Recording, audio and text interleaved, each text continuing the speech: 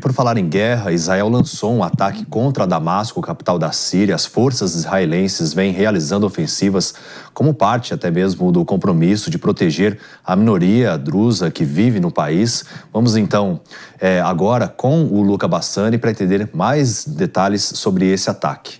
Muito bom dia, Luca. Nova guerra no Oriente Médio. Israel bombardeia Damasco.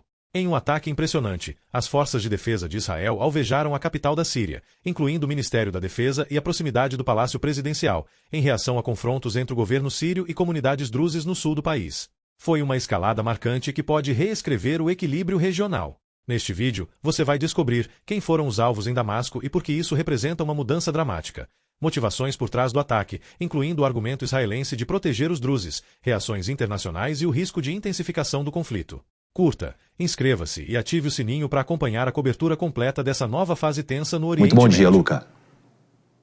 Bom dia a você, David, a todos que nos acompanham aqui no Morning Show. É a cidade de Damasco, o local onde nós estávamos. Nossa Jovem Pan News no mês passado foi atacada pelo exército de Israel no seu quartel-general. Essa teria sido uma resposta, segundo o ministro da Defesa israelense, Israel Katz, aos ataques, ou pelo menos a entrada do exército sírio na região drusa no sul do país, a região de Al-Sueida.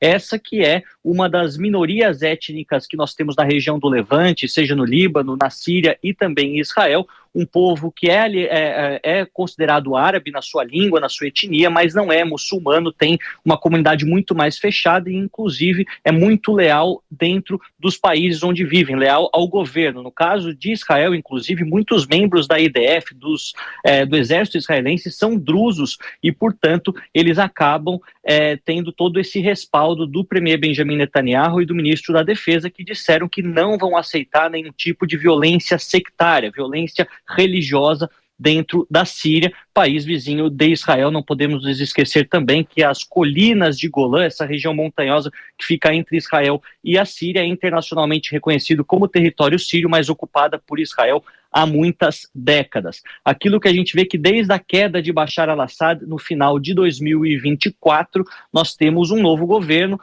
de caráter também fundamentalista sunita. Afinal, Ahmed al-Sharaa, ele era também um membro da antiga Al-Qaeda, e muitas minorias religiosas têm sido perseguidas, os alauítas, os cristãos, os drusos, e essa vem a ser a resposta de Israel, que bombardeou, inclusive quando acontecia uma reportagem ao vivo dentro da capital Damasco. Até agora a gente não vê nenhuma resposta por parte dos sírios, eles obviamente ainda enfraquecidos por conta da guerra civil, não sei se teriam capacidade de responder imediatamente aos israelenses, mas fato é que mais uma frente de batalha parece estar aberta. Talvez seja apenas um alerta, um aviso dos israelenses, mas observando todas essas guerras ao longo dos últimos anos, há o potencial para mais um conflito dentro do Oriente Médio. A gente, obviamente, vai ficar monitorando todas as declarações diplomáticas e também as questões militares que se desenrolam nessa região. Sem dúvida, Luca Bassani, muito obrigado pelas suas informações, trazendo aí o contexto, então, dessa nova ofensiva israelense contra a Síria, e a gente segue monitorando por aqui também. Muito obrigado. Agora, mano, é impressionante, né, que realmente acaba um conflito, Israel recentemente com o Irã, até a intervenção dos Estados Unidos, e agora, novamente, a gente vendo esses episódios acontecendo. É bem complicado, porque a gente vê a situação política do Benjamin Netanyahu, basicamente vem se sustentando no cargo em função dos conflitos.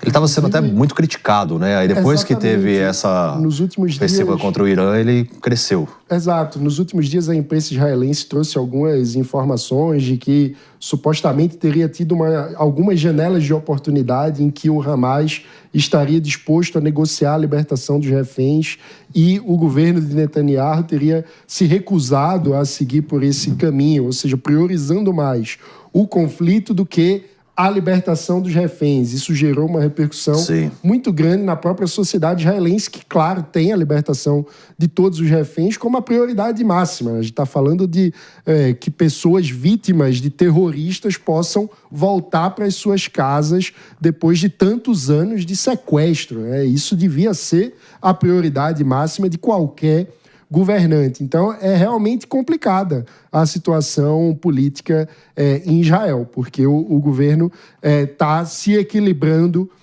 para tentar continuar no poder num contexto de tantas desgraças que se abatem sobre aquela região. Inclusive eu estou um pouco preocupado com o Fabrício Naits, que está em Israel, inclusive, fazendo uma cobertura especial. Vou até mandar uma mensagem para ele aqui enquanto o Hugo Rocha fala. É preocupante a gente ver, como o Mano disse, uma pessoa que se sustenta no poder utilizando da vida de pessoas comuns, né, de civis. Isso é preocupante. Com relação a esse ataque recente, a imprensa local da Síria, de Damasco, perdão, disse que o palácio presidencial foi atingido, mas o governo israelense não se manifestou ainda com relação ao ataque. É uma pena, não é, que vidas de pessoas comuns sejam utilizadas para a sustentação de um político. A gente vê isso não só no quesito Israel, mas na Rússia também, se a gente lembrar um pouquinho. O Putin sofria isso um pouco antes dele iniciar a guerra lá com a Ucrânia. Agora, é interessante também que o diálogo hoje é estabelecido com base naquele que tem mais capital, que tem mais poder aquisitivo. O presidente dos Estados Unidos, Donald Trump, tem imposto medidas, a gente repercutiu ainda há pouco essa questão da OTAN, dizendo, olha, se vocês continuarem negociando, eu vou impor ainda mais taxas, que é o que mexe no bolso de fato, né? Então, isso também, você acaba impedindo que a guerra avance, caso você tenha mais capital, né, doutor Mesquita? O que a gente assiste aí é a utilização de todas as armas possíveis, todos os recursos, dentro desse novo formato, muitas vezes, de conflito, que envolve as guerras assimétricas, envolve terrorismo e envolve, de outro lado, as armas comerciais também que vêm sendo utilizadas. Preciso lembrar sempre a importância da gente dividir os erros de um governo dos erros de uma nação.